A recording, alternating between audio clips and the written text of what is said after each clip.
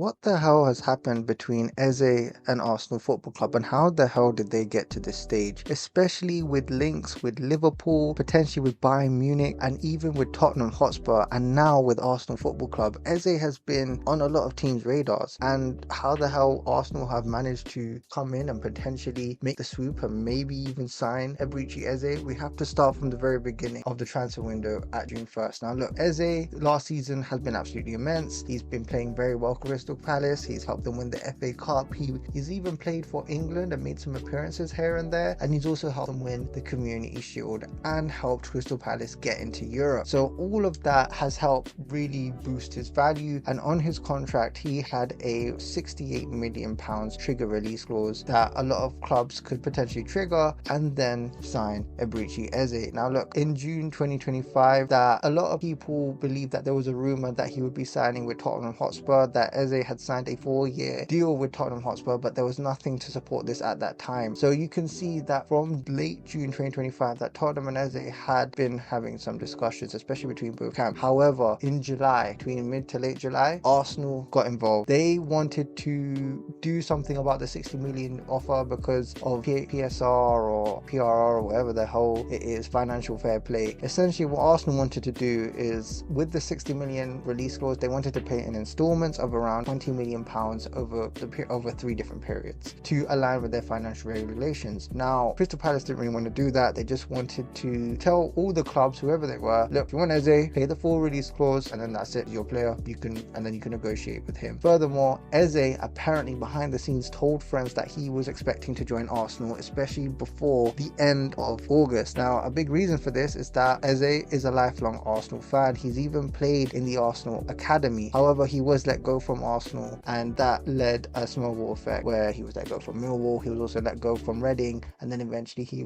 became a player at QPR, and then the rest is history from there. However, from early to mid-July, there were also other clubs involved, especially Liverpool. Now Liverpool, dare I say it, have had a very unprecedented summer with the amount of signings they made. They got Kirkes, Frimpong, they got Ekatike. They've got a whole list of players, and especially with the links of Isak, they were also looking at Eberechi Eze, and it was no surprise that they possibly could have done this as well, especially with the way they've been spending. Anything is definitely possible. However, they've been monitoring him from afar, but they didn't really put in a bid for him. Now by late July 2025, Arsenal were the front runners, and they were serious because they were trying to negotiate with Crystal Palace and try to structure an installment deal. However, towards the end of that time of July and the beginning of August, that release clause had expired of 68 million pounds, and this allowed Crystal Palace to have more leverage in their negotiations, where they could say, look, that was the release clause before, now we can demand 90 million, we can demand 100 million. They could demand as much money as they wanted for Eberechi Eze, and this would allow Spurs and others to potentially find a way to get involved and find some sort of negotiating agreement with Crystal Palace. And then eventually Tottenham, on August 19th, they reached an agreement in principle over a deal with Eze and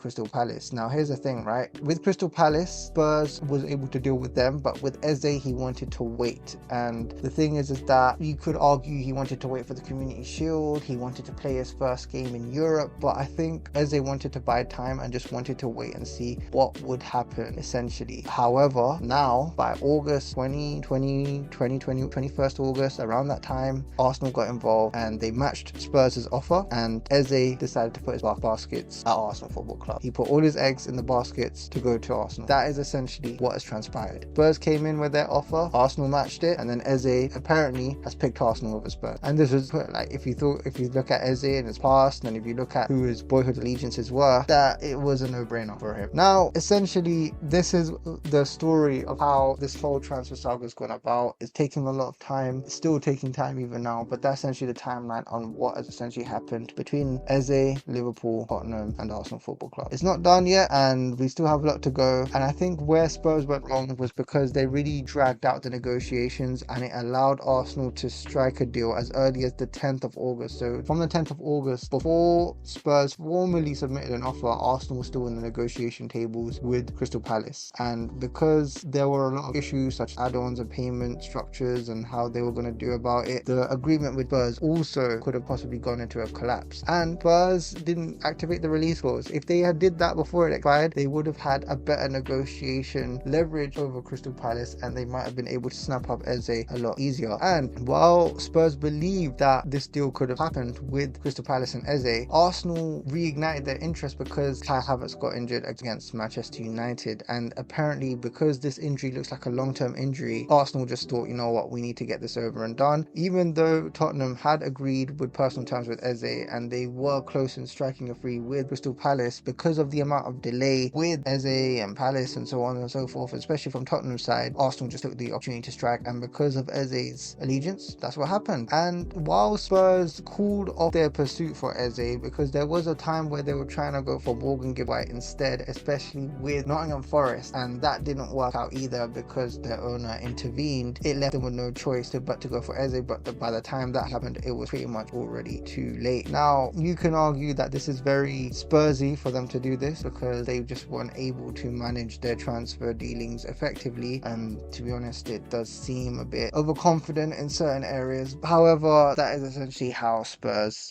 put it in the most blunt way possible. But yeah, that's how it happened. That is how Eze's transfer saga has occurred, and that's how Tottenham Spursed it up again. But yeah, let's see what happens moving forward. I would predict that Eze will be an Arsenal player over the next coming days or over the next week or so. But anyhow, should be fun times. Anyway, please like and subscribe. Hope to see you soon in the next video, and this is looking to be quite fun.